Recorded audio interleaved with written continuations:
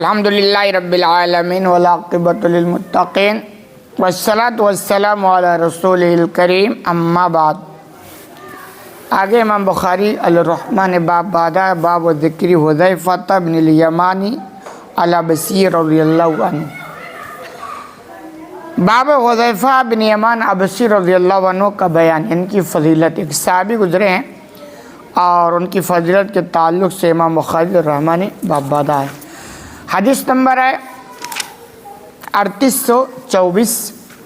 عن عائشہ رضی اللہ عنہ قالت، عائشہ رضی اللہ عنہ بیان کرتی ہیں، لما کان یوم احد ہزم المشرکون ہزیمۃ بینہ، کہ جب غزوہ احد کے دن مشرکین شکست کھا گئے۔ مسلمان اور کافروں کی پہلی لڑائی جو ہوئی تھی اس کو غزوہ بدر کے نام سے جانا جاتا ہے، اور اللہ کے فضل سے اس میں مسلمانوں کو مکمل کامیابی ملی۔ اس کے بعد دوسری جو جنگ ہوئی غزوہ، اس کو غزوہ احد کہا جاتا ہے۔ تو اس میں شروع میں مسلمان غالب رہے اور نتیجہ یہاں تک پہنچ گئے تھے کہ مال غنیمت سمیٹنے میں لگ گئے۔ لیکن چونکہ یہ ہوئی کہ آپ صلی اللہ علیہ وسلم نے وہ جو کچھ صحابہ کو پہاڑ کے ایک جگہ پہ کھڑا کر دیا تھا کہ بھئی یہاں سے ہٹنا نہیں، چنانچہ وہاں سے ہٹے اور واپس دشمن وہاں سے حملہ کی اور جیتی ہوئی جنگ ہار میں بدل گئی۔ تو عائشہ بیان کرتے ہیں کہ وہ پہلا واقعہ کہ جب مشرکین غزوہ احد میں شکست کھا گئے، یعنی مسلمان ان کو ہرا دیے۔ فصاح ابلیس اے عباد اللہ اخراکم، تو ابلیس وہاں آواز لگایا، وہ چیخا کہ اللہ کے بندو پیچھے مڑو، یعنی مسلمان کامیاب ہوئے، مشرکوں کو پکڑ کر قتل کر رہے تھے۔ تو ابلیس نے آواز لگائی کہ آگے کیا دیکھ رہو، پیچھے جاؤ، آگے ہو گیا، پیچھے مڑو اور پیچھے، یعنی کہنا یہ چاہتے ہیں کہ ابلیس یہ کہنا چاہتا تھا کہ پیچھے مڑ کر تمہارے دشمن پیچھے ہیں، ادھر حملہ کرو اور آگے چھوڑ دو۔ کہہ رہے ہیں فراجات الاولاہم علی اخراہم، تو پہلے جو آگے تو انہوں نے مڑ کر پیچھے حملہ کر دیا۔ فاجتلدت اخراہم، اور پیچھے والوں کو قتل کرنے لگے، اور یہ ابلیس کی آواز تھی۔ کہہ رہے فنظر حذیفہ تو فاذا ہوا ابی، تو حذیفہ راوی بیان عائشہ بیان کرتی ہیں کہ اسی جگہ میں اسی غزوہ حذیفہ بھی تھے صحابی، تو انہوں نے دیکھا کہ جس کو لوگ قتل کر رہے ہیں وہ ان کے والد ہیں، اور ابلیس یہی چاہتا تھا کہ آگے تو مشرکین قتل ہو رہے ہیں، ایسا کرو ان کو غلط فہمی میں مبتلا کر دو تاکہ یہ خود آپس میں ایک دوسرے کو قتل کرنے میں لگ جائیں۔ اور ابلیس انسانوں کا ہی دشمن ہے، لیکن ایمان والوں کے علاوہ جو ہے ان سب کو جہنم کے راستے پہ وہ ڈال چکا ہے، تو ان کے پیچھے اتنی محنت وہ نہیں کرتا ہے۔ سب سے زیادہ محنت وہ کرتا ہے ایمان والوں کے، کیوں؟ کیونکہ بھئی ایمان والے ہیں اور اس کی دشمنی اسی پر ہے کہ بھئی جنت میں نہیں جانے دینا ہے، چاہے کتنی بھی محنت کرنی پڑ جائے۔ تو اس نے دیکھا کہ یہ تو مسلمانوں کو مشرکین کو بڑا نقصان ہو جائے گا، تو اس نے آواز لگائی اور تاکہ ان کو پیچھے موڑ دیا جائے اور یہ آپس میں ایک دوسرے کو مارنے لگ جائیں۔ اور یہی ہوا کہ جب اس نے آواز لگائی تو مسلمان جو مشرکین کو قتل کر رہے تھے پیچھے مڑے، اور پیچھے جب قتل کرنے لگے تو اسی میں حذیفہ کہتے ہیں کہ ہمارے والد بھی تھے اور لوگ انہی کو مارنے لگ گئے۔ کہہ رہے اے عباد اللہ ابی ابی، حذیفہ کہتے ہیں میں نے کہا اللہ کے بندو یہ تو میرے والد ہیں، میرے والد ہیں۔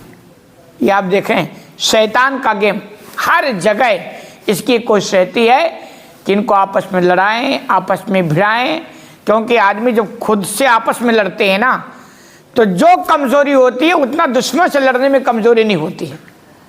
تو ایک دوسری کہ کبھی بھی کوئی خبر سنے نا تو ایمانی صفات میں سے ہے کہ اس کی تحقیق کریں۔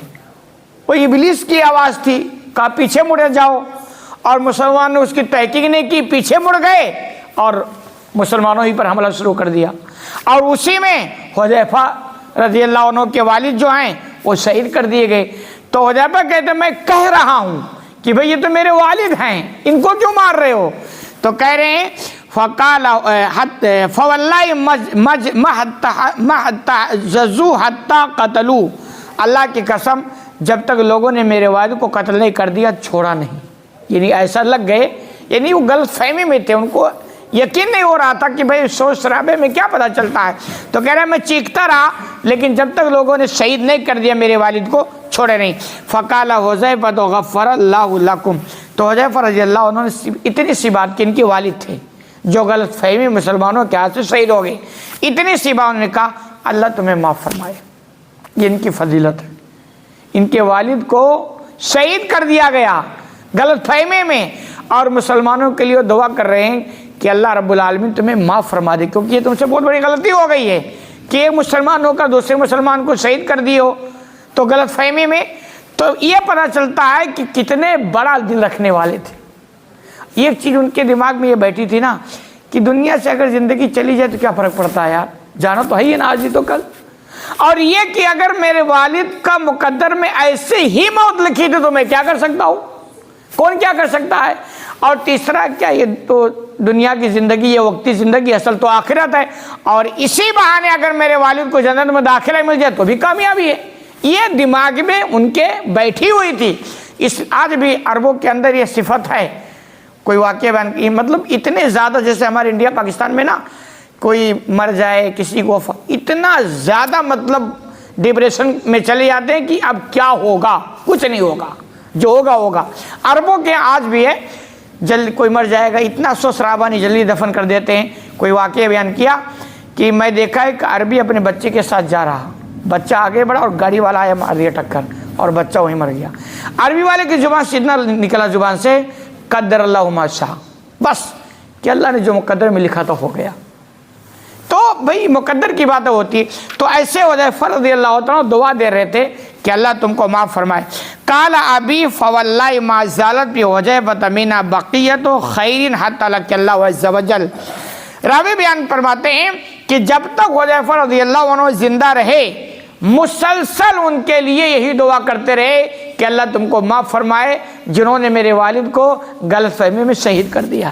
تو یہ ان کی فضیلت کا پتہ چلتا ہے کہ مومن کے لیے ہمیشہ خیر خواہ ہوتا ہے، دعائیں دیتا ہے، بد دعائیں نہیں دیتا ہے، اور غلط فہمی میں اگر کوئی چوک ہو جائے تو وہ نظر انداز کرتا ہے، معاف فرما دیتا ہے، اور یہ سمجھتا ہے مقدر میں یہی لکھا تھا. اللہ رب العالمین سے دعا ہے کہ الہ العالمین تمہیں کہنے سنے زیادہ عمل کرنے کی توفیق عطا فرما.